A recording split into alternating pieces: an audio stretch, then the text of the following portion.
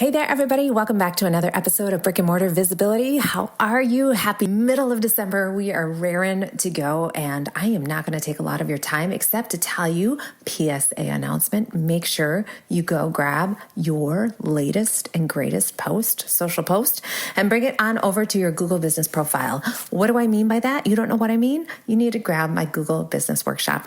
It is completely free. Go to msmelissarose.com/deals, click Google Workshop, and watch what you need to do to optimize your Google business profile so that you are liked, found, and trusted faster. So more people are coming in your doors, getting your products and services, because I am all about small business and especially my brick and mortar businesses. And because I'm super passionate about brick and mortar and small business owners, I am super excited to introduce to you Samina and Tanisha of Rainfall Therapy and Consulting. Together, they offer psychotherapy as well as life coaching with or without horses. In this episode, we get into the story of how Rainfall Therapy and Consulting came to be, the journey of finding their purpose and passion, along with creating a community of their perfect people coming in their doors. Rainfall Therapy and Consulting is part of the latest edition of Healthy in the Valley, which is a resource for our entire St. Croix Valley area. And I invite you to grab your copy. You can go to healthyinthevalley.com and put your email in, and it will automatically be sent to you. Or you can go to Instagram, DM offers, and we will send it to you that way. No email needed. Without further ado, let's get real with Rainfall Therapy and Consulting. You've put your blood, sweat, and tears into creating a storefront that lights you up, serves your clients well, and contributes significantly to the community you love. You are my hero, and I affectionately call you a rebel woman. Hey there, my name is Melissa Rose, a brick and mortar business owner with a handful of kiddos and a few passion projects that I head up like this one. I'm also your visibility coach and consultant for a service-based business like yours. I'm passionate about helping small business owners thrive in their community and become the only option in town for their industry. In this podcast, we're going to share the nitty-gritty of running a successful brick and mortar business by sharing stories, talking strategies, and learning practical tips to run a kick-ass business. Ready to be inspired, empowered, and equipped to create the small business of your dreams? Let's get real. Well, welcome to the podcast, Mina Gordon and Tanisha Saxon from Rainfall Therapy. Thank you so much for being here on the Brick and Mortar Visibility Podcast. Tell us what the business is, what it is, who you serve, and what you do. So Rainfall Therapy is a therapeutic mental health business, and which is our primary focus. We do retreats, groups, individual sessions. And our sessions are offered both at our farm in Hugo as well as online. So we want to be able to reach as many people as possible who might be in need of a little TLC around their mental health, wanting to connect with others and finding some joy and guidance as they do so. And Tanisha, what's your role in all of this? I'm a mental health therapist. I help people with their healing. I like to be an agent of change, so I provide individual therapy. I provide consultations for organizations. I'm also support if someone needs help for trauma, if we need people, foster care licensing, organizations that might need someone to come in when they need some consultation services, where they're programming for cultures, specifically African Americans. Sometimes you have organizations that maybe not know how to work with people from different cultures. So I kind of come into organizations and kind of highlight different ways that they can be more culturally aware, because we know that there are different ways that you have to work with different cultures. So. And how did you guys meet? How did you guys get connected? Tanisha and I used to work together at a nonprofit agency. I think we started working together back in 2014. So when I opened up Rainfall, I asked Tanisha if she would like to be a part of that. And so we have continued to create the business and grow the business, and it keeps changing and shifting as we find what our community needs. And we want to make sure that we're serving our community in the best way possible. And so you mentioned a farm. So I know I talked to you, but people listening, they may not know. Tell us about this farm and what this means. One part of Rainfall therapy is that we offer nature based and equine assisted retreats and groups and individual sessions. And uh, a lot of that is learning. And so we work with both nature and we have three horses to create a supportive, encouraging growth environment for anyone who is interested in just learning a little bit more and reconnecting with nature and animals. So is this for children? Is this for adults? Talk to us a little bit about that. Most of our sessions are focused on adults and families. Okay. Do offer some of those sessions for our younger population, just depending upon situational pieces. But it's really focused on growth development, learning, and how we can help with some of those mental health pieces. So Tanisha, do you do things on the farm as well, or are you separate? No, I participate in the retreats, and we do have, yeah. So yes, we do body work and mindfulness. So we do a plethora of things, and we cater to, especially for our training and retreats. So we cater those to various organizations or families, and work together for 2 or 3 different retreats where we've come together and cater those specifically to what the community or individuals have asked. So yes. Can you give me examples? Because you're saying community, so my brain is going like all over. So what can you give me more specific, the people you Yeah. help or the type of needs they're looking for? Absolutely. So we've worked with a variety of different communities, but those could look like leadership retreats for businesses that are trying to create a strong environment of connectedness. We've worked with just women's groups, maybe groups of women that have a book club or that have been friends for a really long time and they want to find some reconnection with each other. We've done some of these. Our upcoming group is with the burn survivor community. And so we are working with people who have experienced grief and loss. We work with church communities. We've also been in contact with first responders and veterans as well as nurses, teachers, some of those other groups who are interested in common goal of working towards that health and wellness. And so a lot of the focus is that health and wellness, taking care of our bodies, taking care of our minds, and really coming together in reconnecting not only with the nature around us, but also with each other. So we utilize Reiki and yoga and mindful eating and working with the animals, nature connectedness, which is sometimes considered that forest bathing or ecotherapy.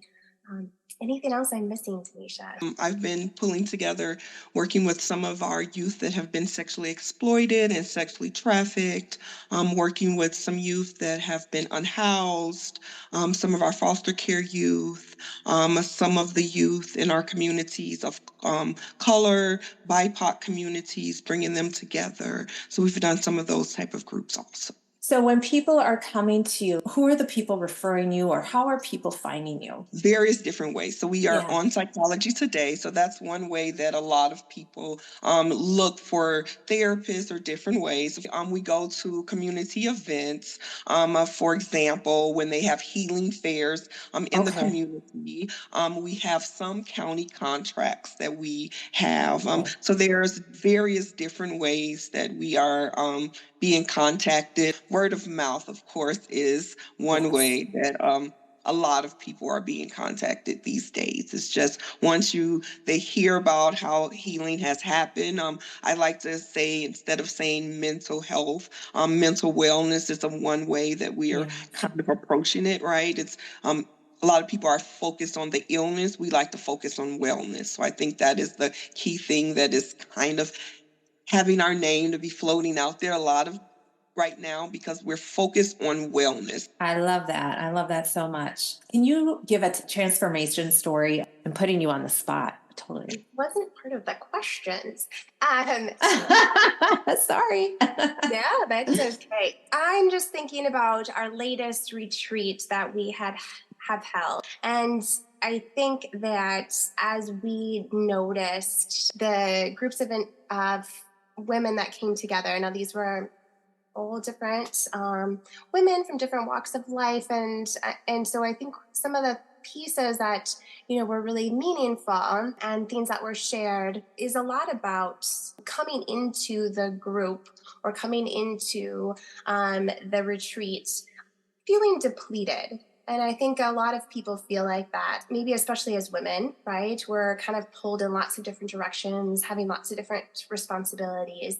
And then being able to take time for yourself, to really notice yourself, pay attention to what you need, and really be able to be present in your body and knowing what that means, how to find healing. Those are the pieces that tend to come out when people are sharing. That's what has been successful for them. And we offer so many different ways to do that within the day of the retreat, whether that's the yoga or Reiki, whether that's, connecting to the food that we're eating and learning about that, or the body products that we utilize to share with them, essential oils or lotions or things, all the way to being able to journal and sit in the forest, to connecting with our horses and learning about how animals can really produce some significant healing for people, and just awareness about being present and being focused. And as we can be present and be focused, we're really looking at that joyful sense and this feeling of fulfillment and purposeful driven space. And all of those things are what our retreat participants have shared with us. And we've been doing these retreats for the last 3 years. And those are the moments I think that stand out. You guys have been working together for 3 years. So could you share a story or something where you guys came together and realized, yes, this is working. This is for sure needed in our world. So when me and Samina realized that it's the way that we look at mental health and understanding that we giving people back their power, right? Understanding that we are not the ones that are in charge of people's healing, giving people back their power, looking at things holistically, not necessarily saying that, this person needs this, that this person needs this medication and they need to have this type of, services, and they have to do this, and that. This child needs to have a timeout and they need to have medication and this, and this. And it's realizing that, listening not only to parents and listening to children, but being able to sit in the mud with people and get down to the root of things, and listening not only to the person, but sitting down and just being still with people and getting back to the roots of it. And sometimes I think we get into the rigmarole of isms, right? Classism, and not going back to the holistic root of things, like pulling back those layers. And sometimes we start up here instead of going back there. And I think working with Samina, we realized that if we just go back to the basics, sometimes it's getting down with the kid on the floor and just playing with them and listening to them and realizing that no, the kid is hungry. It's not that the kid needed, medication. It's that the kid was triggered because, they're scared.